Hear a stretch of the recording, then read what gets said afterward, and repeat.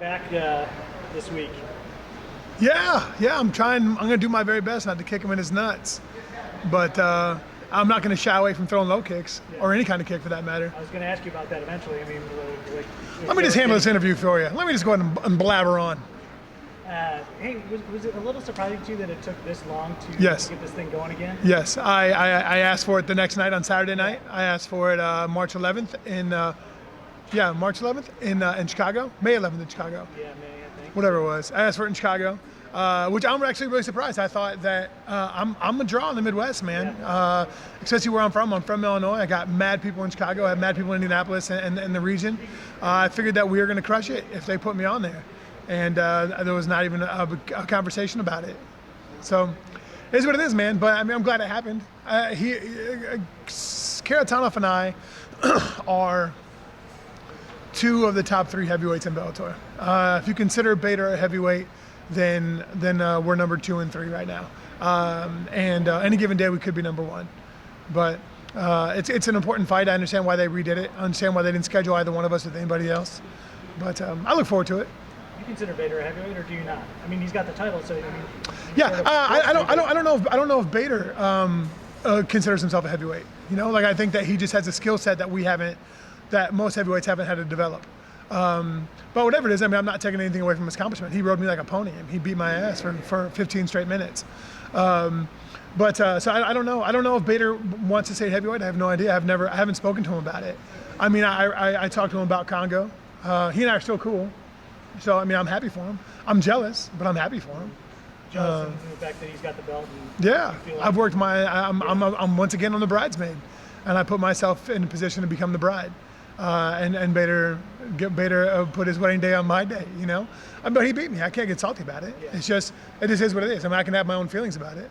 This is the kind of fight that you win on Saturday. You feel like puts you right there with no competition to be next in line, or I don't think there's any conversation that can be had. Assuming I win on Saturday, even if it's a sloppy win, if it's a great win, doesn't matter. I don't think there's any conversation that can be had that I'm not in the next title fight. I just don't understand that. Was there any consideration in this last what's it been, 6 months or whatever since that February 15 seconds that you had with him, that you would take somebody else instead, or? No, they knew I wanted Kharitonov. There's no other fight that makes sense. Yeah.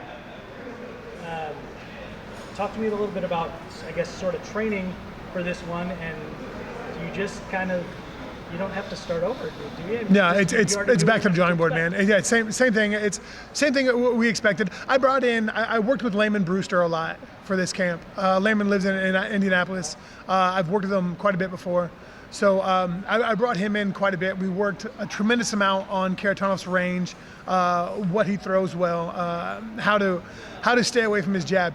Kharitonov's jab single-handedly won him that fight against the Vagrant.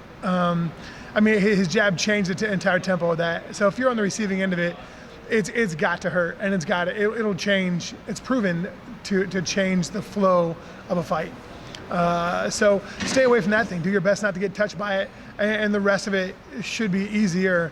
But he lives and dies by his jab. He throws it a lot. He throws it often. He throws it very well. So it was mostly like with Coach Layman.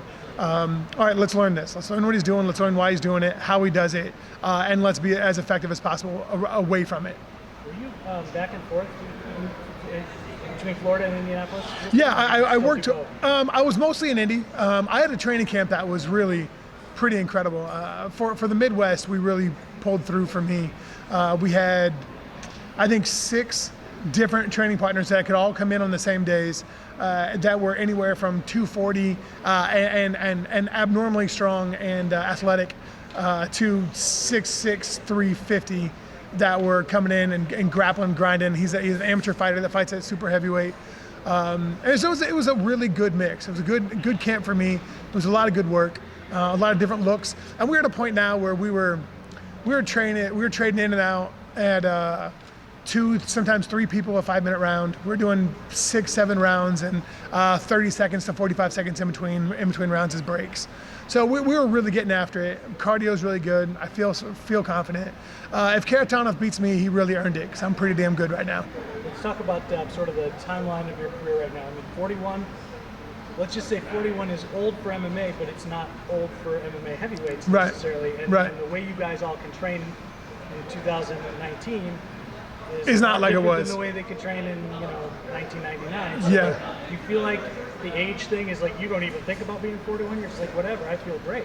Yeah, age really isn't that relevant to me. I feel that I just texted my wife. I just texted her and I was like, "Damn, babe, I finally started looking old." You know, at 41 years old, I took a picture this morning on this morning hit we did on this TV hit, and I was like, "Damn, I'm starting to look old." And she's like, "No, you don't, babe." But I don't feel old. I don't know what 41 is supposed to feel like.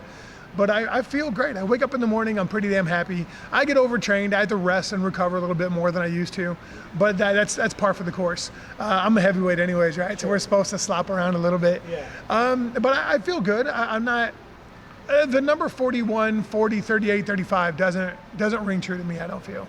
You feel like right now is the time to basically make the move here in Bellator and like, hey, you go hard right now. I'm tired of going to win weddings, and buddy. Yeah. I'm tired of going to weddings. You want that belt. I want to be in the wedding. I don't want to be at the wedding. So I mean, yeah, I do. But you know, it's Bader came along right at the right time. You know, it was a time for him. I think that he beats Congo, and to be honest, I feel that Congo's a better fight for me. So I hope that Congo wins. But personally, I just feel that, like Bader, as an individual, I want his success. I care about him. But also professionally, I just think that Bader is going to be better than Congo at what Congo does. And then it lines you up for the rematch. Assuming I get past Karatanov.